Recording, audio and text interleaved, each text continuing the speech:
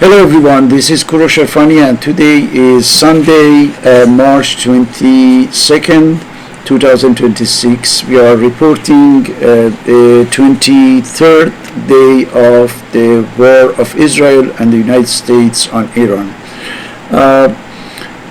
We are now almost 24 hours away from the end of ultimatum given by President Trump to Iran in order to open the Strait of Hormuz, as you know, which means that tomorrow, with something like, let's say, almost 20 hours, here we have an idea about the end of this ultimatum, and we are going to have, according to Trump, the operation against the power plants in Iran, starting with the most important one. Of course, as you know, and as we have talked about this in our latest video, Iranians are ready and they want to react violently, because they know that once, you remember we said from disruption, we enter in the phase of damages. We are dealing with the things that are completely long-term, irreversible, and serious, right? That's why Iran will try to do the same thing, which means that if it's a matter of the infrastructure, Iran will try to bomb, the infrastructure and what have you. So it's very simple and basic idea or logic of eye for eye, suggested by the Iranians and executed by Iranians so far, right? Of course, if they are able to do what they are saying in the aftermath of the destruction of their infrastructure and concretely the power plants, we are going to have a real mess in the region. Let's just review once what the Iranian threatened to do if they are attacked on their infrastructure. First is a matter of closing completely Strait of Hormuz, because as you know, right now there are some tankers, cargoes and ships that are passing away over there, the Chinese ones, the Indian ones, Pakistanis for example, but they are talking about completely closing the Strait of Hormuz until they can rebuild their power plants. So we don't know. It's a matter of several weeks or months or years, we say, right? The other things that they are suggesting is to attacking and targeting all power plants and the energy and information technology infrastructure of Israel across that country, right? So it's a matter of power plants, energy plants, and of course anything that belongs to the different big companies that have some branches or offices or centers over there, and all these infrastructures will be targeted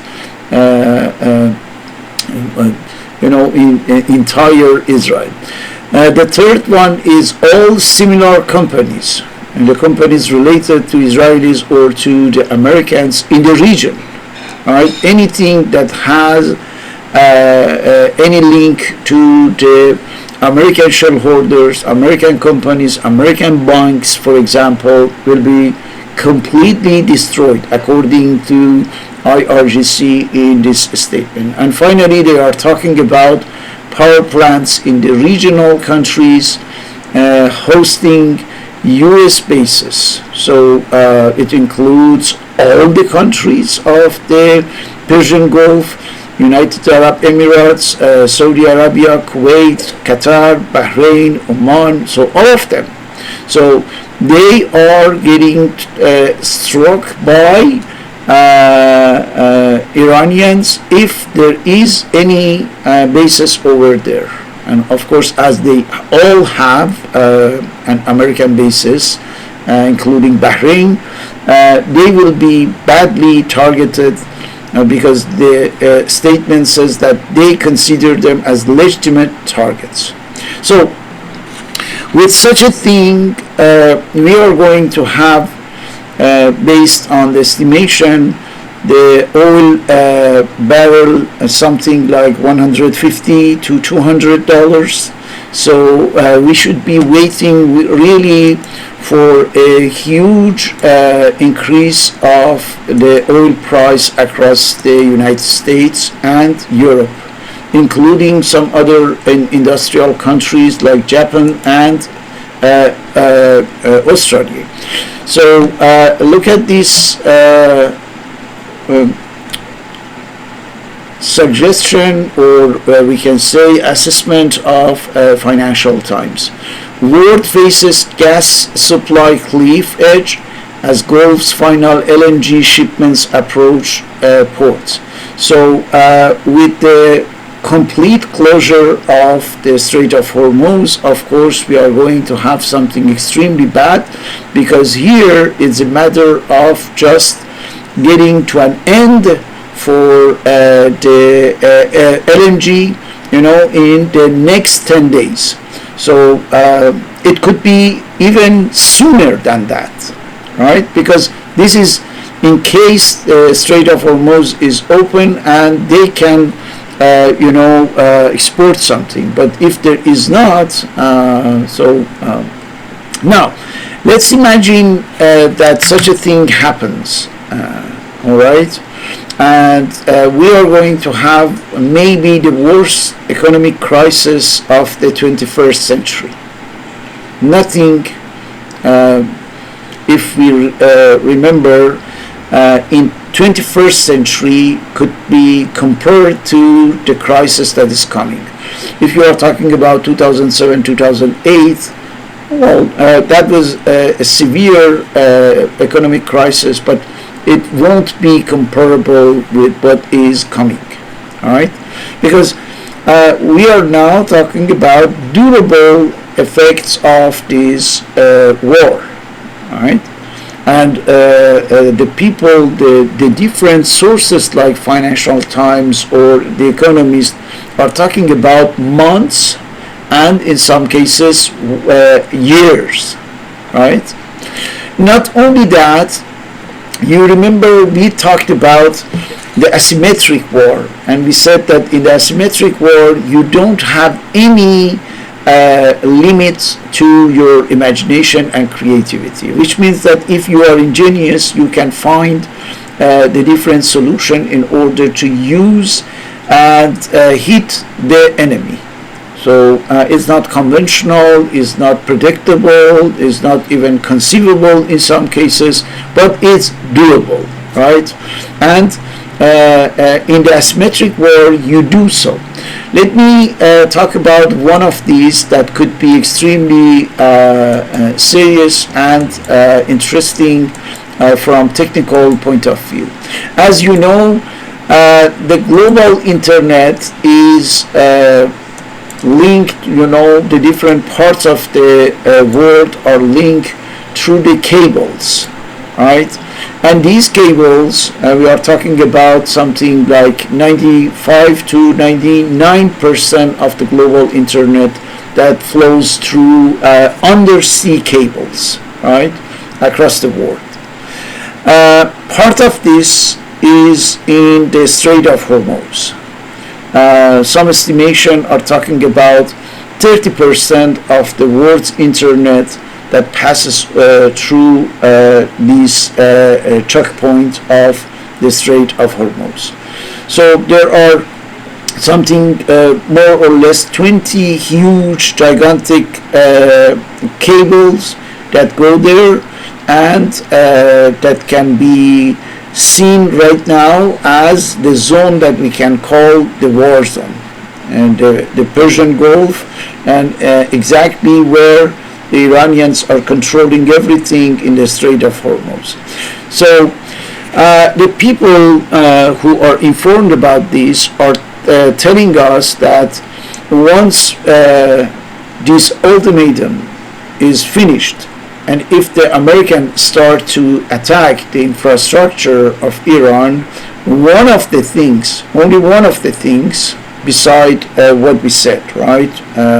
We said that that would be all the power plants, desalination station, and the companies, the American companies over there. But moreover, it's a matter of completely cutting the internet, which will be the equivalent of 30% of the whole worldwide connections.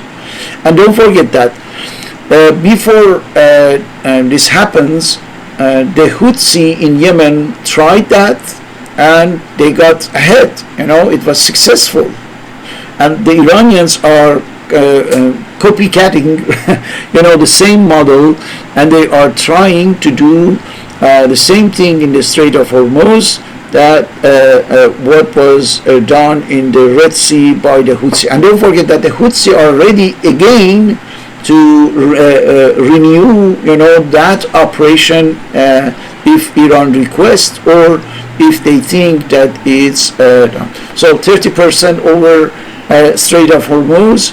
I don't know exactly because I don't have any source for that. How much for the Bab al-Mandab in the Red Sea Strait, and you can get lots of activities related to internet completely shut down. We are talking about, for example, those activities that relate to internet, right? Somehow banking, online banking, of course, any cloud services. So we know that a big company like Google, Amazon, Apple are using these cloud services. The crypto will be dead, at least for some parts of the world, and don't forget that the necessity of interconnection in order to have the transaction online. Communications, different kinds of communications will be completely down. So we are talking about a kind of huge drop of activity in all these fields, plus financial markets that would be also affected. So this is just one of the initiatives Iranian can have in the frame of the asymmetric war if they are attacked in 24 hours by the Americans on their infrastructures. So we should be waiting for a huge problem in the coming 24 hours or 48 hours. And don't forget, right now, when I am recording this video, already the Asian markets start to plunge, as you can see, based on what? This ultimatum, right? All the indexes in Japan, in South Korea, in Hong Kong markets are tumbling, because they are not sure that in 24 hours, in 48 hours, it would be even possible to connect to the servers that are necessary to make any transactions. So that's why they started to fall, to tumble, and also the market of the futures, as you know, the futures market are open even on Sunday, and they started to show the negative percent. So just for the Japanese cases, the famous Nikkei 2025 is a matter of something like 4% of drop, right? It's a huge drop.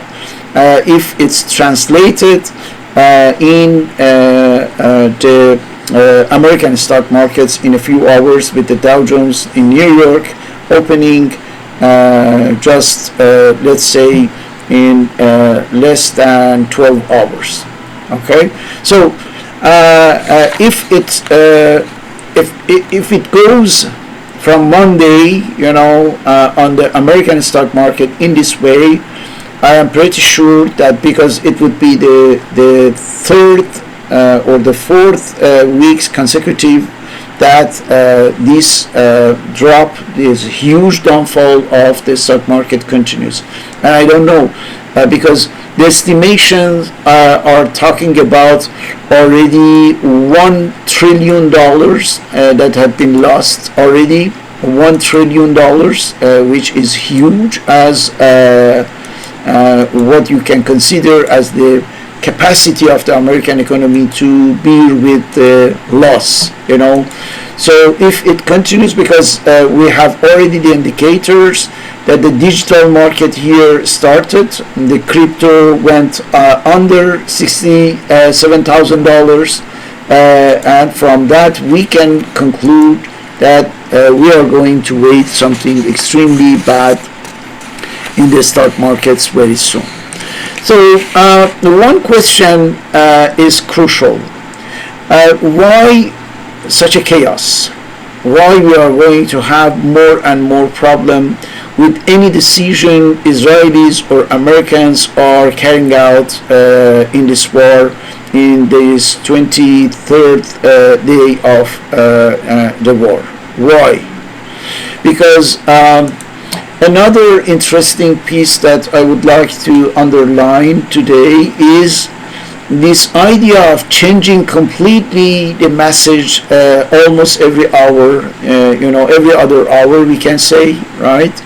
And there is a very interesting explainer in Al Jazeera that tries to see all the variation, all the versatility of the rhetoric presented by Trump and his team, his administration, to first justify this war, right? Why they initiated that. There is no really any common rhetoric to do so. Another one is what to do, to explain what we are going to do, which means that during these 23 days you cannot find really one single explanation that can, let's say, last for a few hours. Just a few hours, not even days. Hours after hour, we can see that there is a change. And it's just in the absence of any stability, any consistency, there is no really any interpretation on what is going on, any idea about the future of this war, because everything is changing without any logic, without any rational. Can you believe that someone is talking about winding down very soon, because we have won, we have completed what we wanted, we are in advance compared to our agenda, all the objectives have been accomplished, and then a few hours later talking about, you know what, maybe I am going to bomb completely all the infrastructure in Iran. A few hours before, he had been confirming that there is nothing left in Iran. Everything is wiped out. Everything is completely, off, gone. So again, a few hours later, so we are maybe assessing the necessity of putting on the ground and sending more and more forces, because there are more elements that says that they are really preparing a lot of people, a lot of soldiers to send there. And what is interesting is just to know that some estimation are telling us that if you want really to take over Iran by the boot on the ground, you will need at least, this is the minimal estimation, at least 500,000 soldiers, 500,000 soldiers, because we are talking about a country with 1,648,000 square kilometers, right? Iran, don't forget, that is the 70th largest country in the world. So if you want really to conquer it physically, anyway, nobody can prevent Mr. Trump and his close circle to dream, right? In their dream, when they think about taking such a big country, so the estimation is now you have to send at least 500,000 soldiers over there, 500,000 soldiers over there. I'm telling you, these are just estimation based on almost nothing, because there is no such an experience. If we want to talk about Iraq, Iraq was 1/3 of Iran for superficie, for 1/4 for population. So of course you are talking about a flat country, incomparable with, as you can see, such a mountainous, with a huge mountain almost everywhere in Iran, which means a nightmare. Those Americans who participated in the Afghanistan war remember that their nightmare was in the region of Tora Bora, which was a full mountain, and the American could never conquer there, and had the highest level of casualties over there. Now imagine that is almost all parts of Iran, and mainly except where it's a question of desert, so otherwise is the mountains, ups and downs, with a lot of risk. And I am pretty sure that now at the beginning they are talking about 500,000, but if they go in this quagmire, they need something like 2 to 5 million soldiers in order really to take over the Iran on the whole, as an entity. Just keep in your mind that we are talking about a full madness, a madness that had been injected in the mind of Trump by Israel, right, in order to get really the Iran completely effaced from the world map, right? This is what Israelis are looking for, eliminating completely, obliterating completely Iran.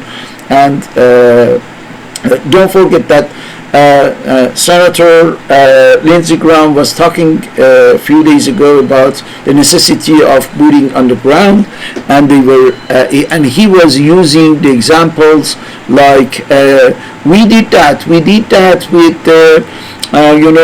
Iwo Jima Island during World War II, but not talking about 26,000 total casualties of the Americans over there when they wanted to take over that island from the Japanese army, right?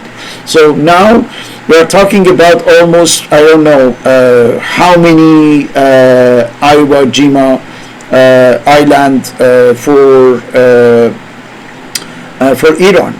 It's equivalent, let's say, of 100, even more of the Iwo Jima island. So the total madness. But this guy is the puppet of Israel, and he is, of course, pushing President Trump now as a kind of mentor, right?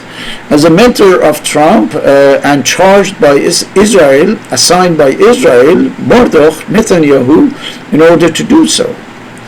And in this interview, there is a very interesting point that he mentioned.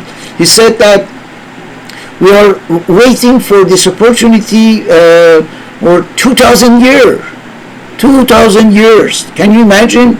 Because Islamic Republic, presented as the source of all the nastiness and evilness and so on, has just 47 years old, right? He is talking about 2,000 years, which means that what we want to really destroy, root and branch completely, is not the Islamic Republic of Iran, is not the Iranian regime. What we want to eradicate is the Iranian civilization. They want to get an end to the civilization that is bothering us seriously, as those who want to transform the whole world in the total barbarism, right? Total wilderness. This is what they want. And they know that Iranian culture, Iranian history, and Iranian civilization is there to bother them, to thwart them, right? To impede them. And they don't like that. They don't like any abstraction for their nasty satanic agenda. Now, can they do that or not? Can they really get ahead with this agenda? I doubt about that. I have serious doubt about that, because these are the minds that are completely and clinically sick, right? This guy is talking about the necessity of wiping out Iran. Why? Because they are attacking Israeli civilians, which means that we, as the satanic pedophile Zionist, we can go and bomb any country across the world: Lebanon, Gaza, West Bank, Syria, Yemen, and Iran. But if they touch us, they must be wiped out. And in order to wipe Iran out, we put in charge a president from whom we have a very nasty, filthy photos and videos, and we can publish it because our agent Jeffrey Epstein worked very well, and that guy was entrapped 30-40 years ago, and now we have all these images, and thanks to that we can blackmail him and bring him to put an end, if necessary, to the whole existence on Earth with an atomic World War III, right? This is what we are, we the Zionists. Now, let's think about if they can do that really or not, because it's a very fundamental and essential question about the possibility of succeeding in such a nasty agenda. So, in order to answer this question, I would like to bring you a scheme about the necessity of having a strategy in a war or not. You know that when you want to wage a war, you need a strategy. Strategy is the roadmap, is the long-run roadmap, and in that map you have the different stages, right? And each stage is explained in detail, and you know exactly what you want to do at every step in order to get to your ultimate goal. This is what is the definition, the simple definition of a strategy for war or for any other endeavoring that you want to do, essentially. If we want to illustrate it, it would be something like that, So you start phase one with one or several tactical moves. For each tactical moves, you have several technical approach, or modus operandi. So you go through the phase one. Once you complete it, you set about the phase two, and you finish that. You go to the phase three, for phase four, etc., and you get finally to your goal. You get to your goal only and only if you can have finished every single phase one after another. That's the particularity of strategy.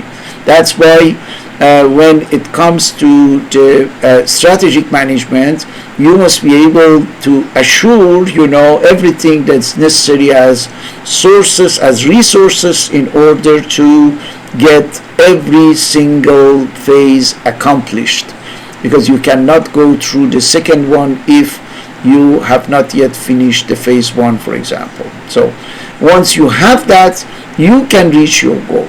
That's the particularity of strategy. It gives you, if you want, the coherence of the different parts of the map, right? So the different components that you have in your strategy must be linked, must be joined, must be put together, and thanks to this coherence you can go on and you can move forward, go through that, and get to your goal. Do we have that, or did we have that in the case of the war of Israel and the United States against Iran? As I told you, when the people try to really review everything in order to have a better understanding of how the things started, how the things are going on, and how they can finish this job, you see, they start to gather all the elements and components. That's why I invite you really to go over this explainer, where it's a matter of this: what does it say about US strategy? Everybody is looking for a strategy. Everybody wants to know what's American strategy, what's the roadmap, what are the phases, what are the preliminary objective, secondary one, final ones. Everyone is looking for that. But you know what's interesting? Nobody can find that. Why? Because there is no strategy. These are,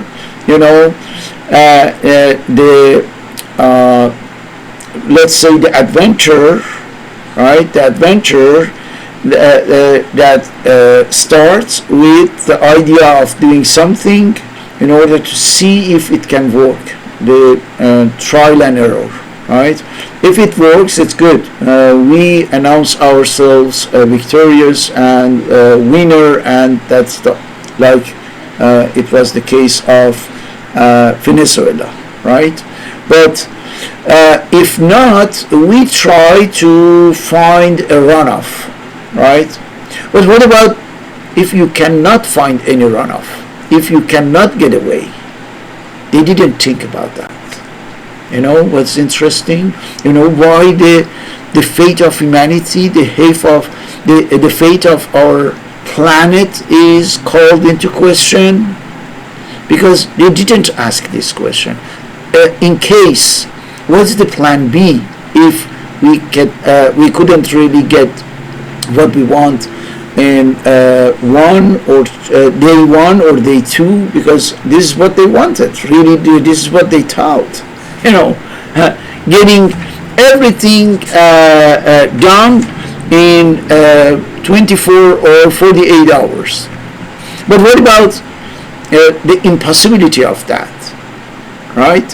What we have at our disposal if our 48 hours plan didn't go through? What we have to do, So in this case, what we are seeing during these 23 days is just insisting on the initial mistake by adding more and more. That's the idea of running up the mistakes, the errors, the misjudgment, and so on, right? They are accumulating the errors up to NT, and they try to continue it, to deepen really the crisis, just in order to find something. Let me compare. You saw this. That's the example, very classic and simplified example of a strategy with the different phases, including tactical moves or one or several tactical moves, right? And one after another to get the goal. But what we have right now in the case of this war is this one.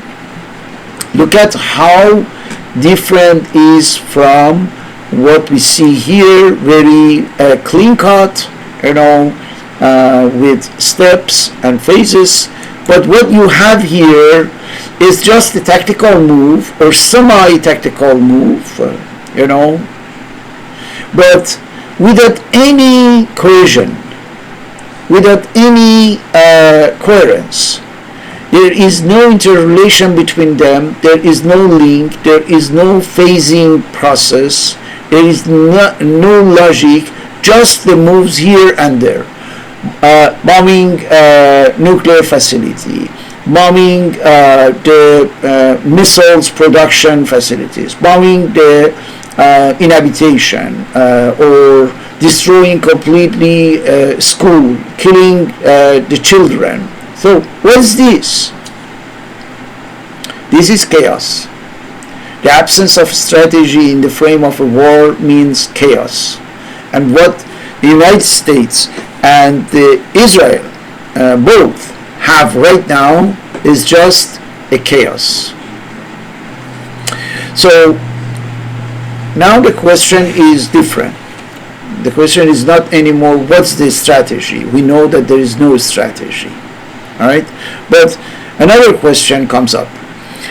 In the absence of strategy, what they are going to deal with this chaos?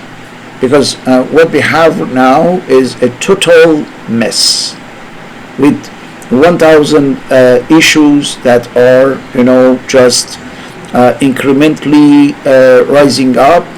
Each problem is stepping up, and we don't see anything as really an exit point. We don't see how they would be able to get out. So that's why now the question is how they want to manage it, how they want to handle the absence of any strategy, which was absolutely necessary for such a military adventure. So as we don't have any answer for this, not us, and nobody has an answer. Everybody has just a guesstimate, right? And my guess is very simple. We are going toward the logic of quagmire, which means that I don't see any other option but worsening the situation through any other decision, any other action that they are, adding to this already huge mess that we have. Let me show you a few examples.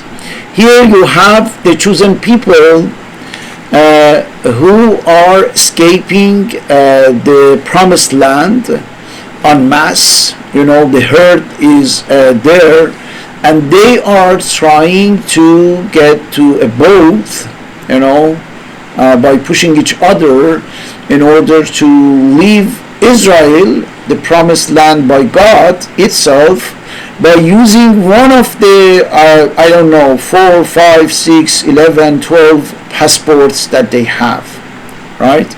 They want just to escape. They want just not to be there. They don't have any more airport. They don't have any other way to escape, to get off of the occupied land. So that's why they are using this. Why? Because they want not to be killed by the Iranian missiles and drones. They want just to leave the country, to flee the country, and going back to their original country, to where they belong, right? So why they have to do so? Because Israel didn't calculate the firepower of Iran. They thought that they can control it at a given moment, and they don't need to be worried about this. So that's why they launched it, at full speed, in a hurry, and now they cannot really handle the fact that the Iranians are able to, send till now I think 73 or 74 waves of missiles and drones over Israel. and with a lot of destruction, a lot of damage, a lot of casualties, and so on and so on. And yesterday we saw that they are even able to go upon the most sensitive areas in Israel where there are the nuclear facilities of the Hebrew state, right? So the examples like this one shows that they were not ready for such a thing, right? Another report is telling us that really a lot of American soldiers are in a kind of depression. Why? Because they know that they are going to be sent where they have to be killed, for Israel. For Israel, and simply because the president was a very sexually, deprived people, or I don't know, extremely sexomaniac 30 years ago. So that's why right now they are in a real depression. They try to get, somehow a solution in order to avoid being sent in the Middle East, where it's a matter of having thousands and thousands and thousands, something like 500,000, in order to be killed, in order to be injured, in order to be handicapped for life. Just for what? For Netanyahu and the filthy Trump. So how to find these people, how to prepare these people mentally in order to send them, preparing them for accepting that they are going to die, for Israel. American soldiers dying for Zionists, so that Zionists can get more and more land in the Middle East in order to create greater Israel, and through that effectively bring down the American empire. And you are soldiers that you are aware about this, you know that, you know where you are going, toward which hell you are going, and you have to do that. You don't have any solution to walk away. The people started to, talk about that seriously. And these are the examples just to tell you that when you didn't prepare the context, when there is no real justification, when you are going there because of the Epstein file, and so on, how you are facing more and more issues and problems because you started something stupidly. Right? Look at this. Here is a matter of sending 4,500 U.S. Marine and sailor toward the Middle East right now, and of course the objective would be how we can take the Khark Island and Strait of Hormuz, right? And there are many people who are talking about the madness, right? These are the officers that are talking. These are the people who know really war that are talking about such a project, as we saw in the case of the suggestion by Lindsey Graham about a real slaughterhouse. So can you imagine that you are Marines, you are sailors, you are soldiers, and you know that you are going to be sent to a slaughterhouse because Iranians are waiting for such an opportunity in order to get the highest level of casualties from the Americans. So what to do in order to prepare them? As you don't have any strategy, you have to try to see if you can inject an idea in the Zionist media and repeat that, replicate it in any way possible in order to create maybe kind of acceptance. This is an example. Listen to it very attentively. Look at how organized and coordinated are the network of the Zionist media in order to justify this completely erroneous, insane war. As far as the oil prices, people just need to stop panicking. It's worth it to prevent Iran from having a nuclear weapon. So if I have to pay a little bit more for gas, I'll do the price. I mean, in order to have long-term stability. Disruptions in the global markets are real and may be painful.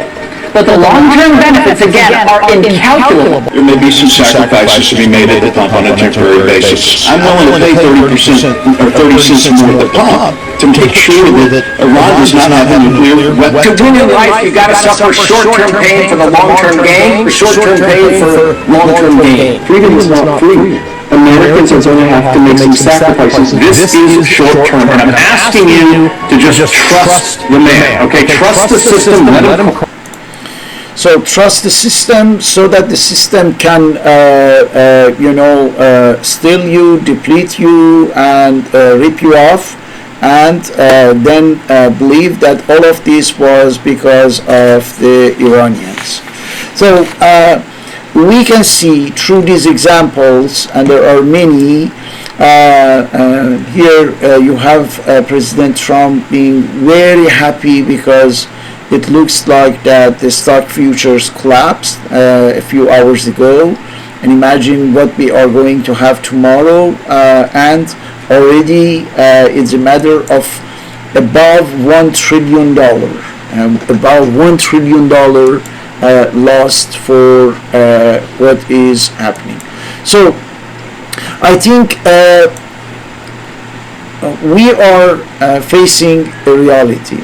In the absence of a strategy, we have a bunch of chaotic tactical moves that cannot be joined together in order to reach any goal, which means that there is no any chance that we go through any objective through which the United States President Trump can announce the end of this war. There won't be such a thing. I am telling you, there won't be such a thing that we can call the end of war. From tomorrow, in 24 hours, we can enter in a new phase of this war that we call maybe the beginning of the total war, right? And the total war is a war that cannot be ended but by the total destruction of at least one side. So which means that in 48 hours we will be in a completely different war than what we have had during these 23 and including tomorrow 24 days, right?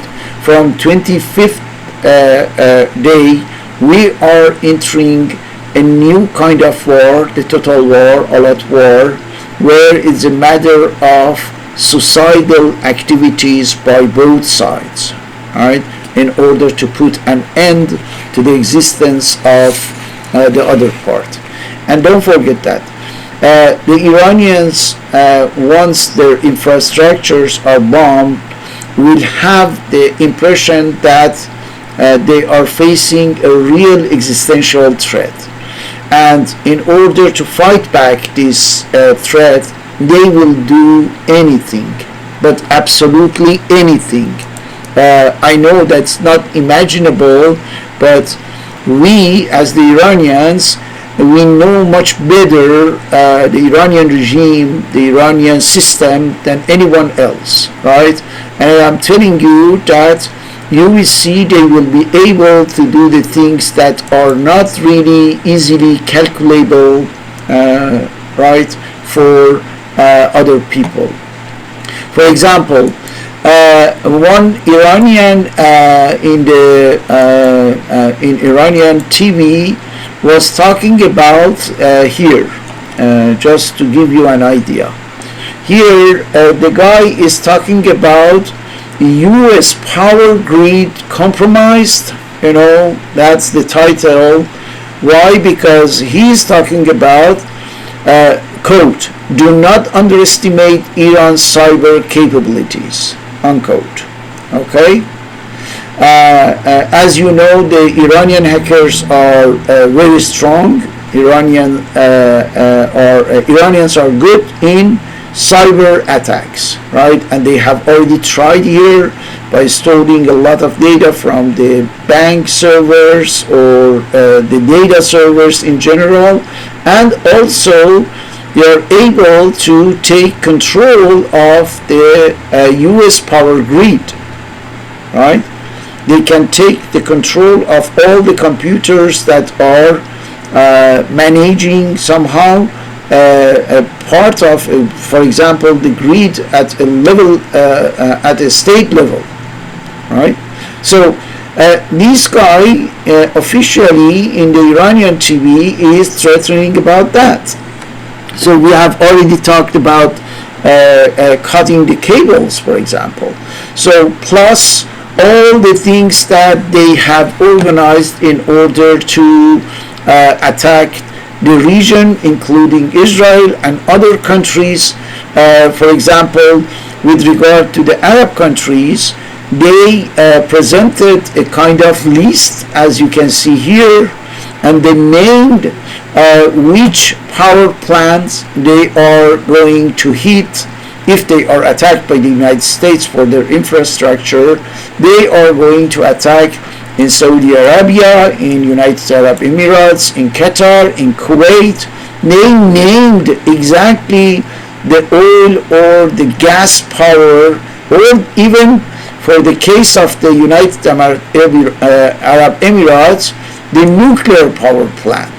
Nuclear gas and oil power plus a desalination complex, which means a real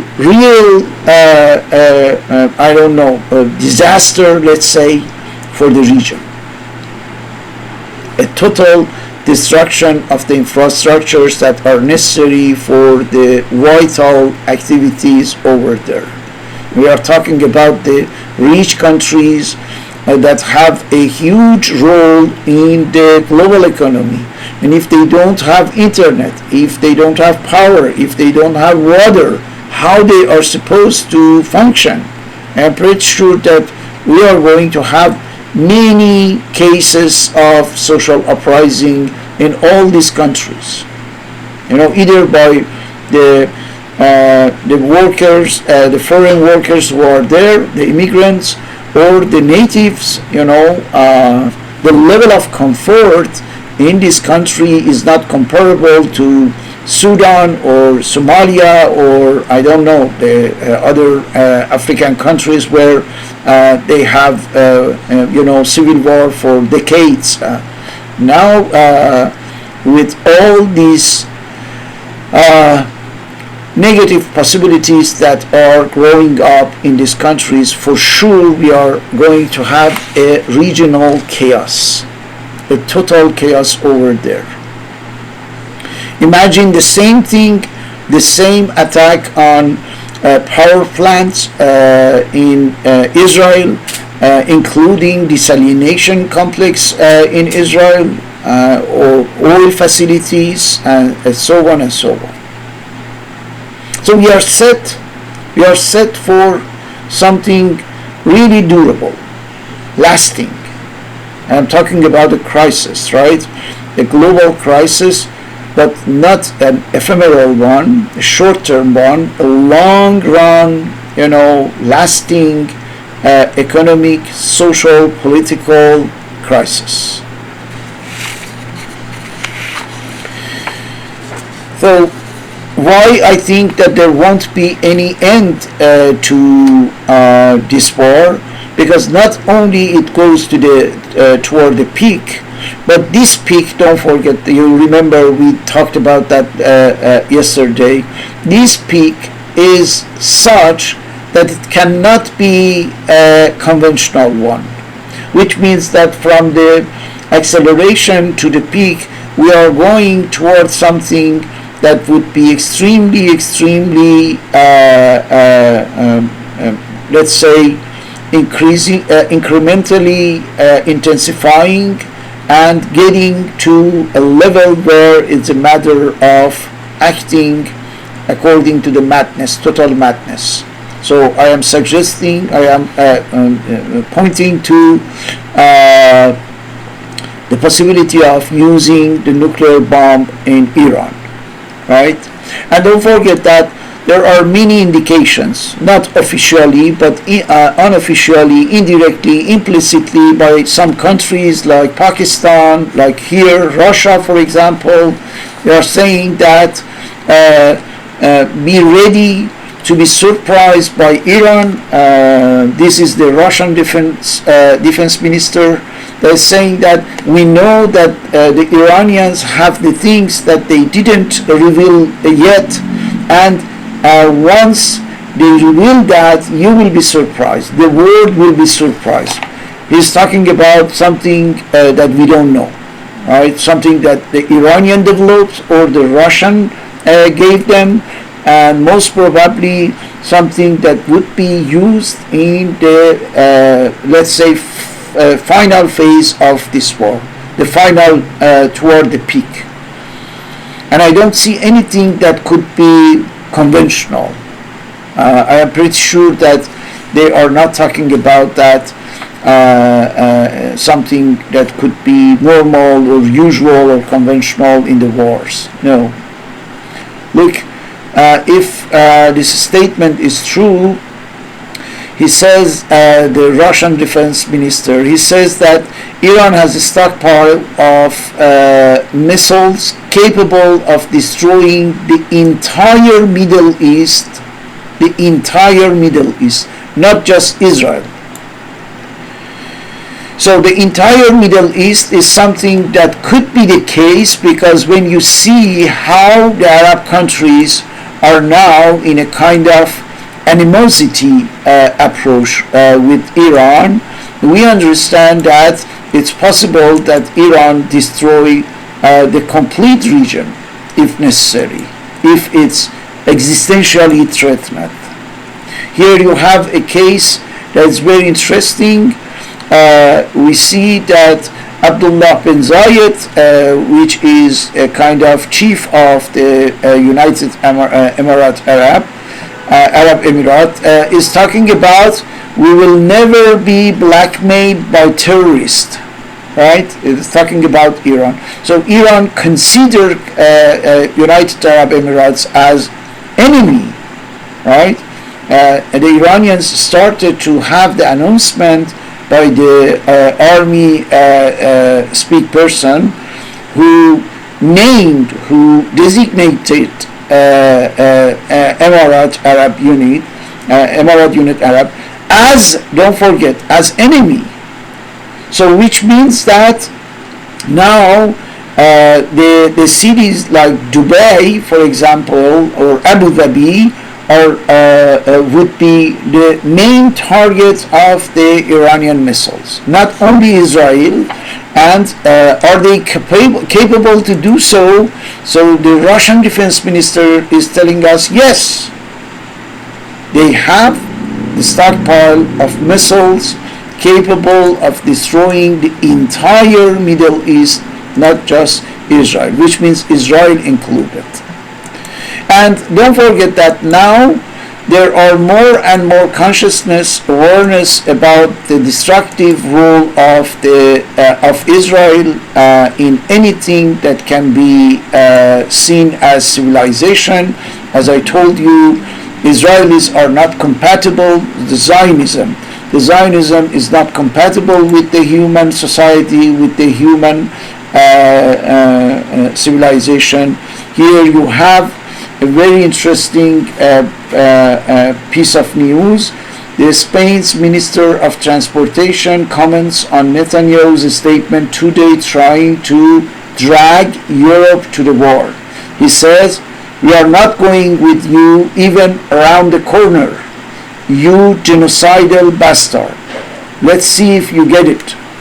So the whole world now is aware that as long as Israel exists as such, as a Zionist entity under the control of the extremists, it's impossible to have the least peace in the region or even in the world. Another Spain's ME, Lone Blera, is telling us this. She says, if we don't stop Israel in time, it will do to the whole world what it has already done to the Palestinians. Can you believe that? So, and now there are many people, politicians or not, that are aware that Israel means destruction. Israel means annihilation of the human civilization. It's as easy as that. Which means as long as this entity exists as such, we must not really waiting for anything positive, peaceful, or whatsoever in the world. With Trump or without Trump, with United States or without United States, Israel is an entity that had been created originally to wage war, and it will be doing so till the last second of its existence. If we are aware about that, and then we can have a better idea about what is waiting for us. Anyway, the next video will be around the time that we have the ultimatum. We will be waiting to see if Trump, changed his mind from now to then. If it's the case, we will talk about that. If not, we have to treat effectively this entrance in a new phase, or I told you, in a new kind of war, in a new type of war, which is the total war. And my prediction is the total war in the region will be just an introduction, the preliminary step for the world war. And there is nobody in this world that believes that an international conflict, a world war, World War III, could be anything but nuclear. We will see. Thank you very much for watching this video. I hope that you can help me to share this video with other people. Thank you.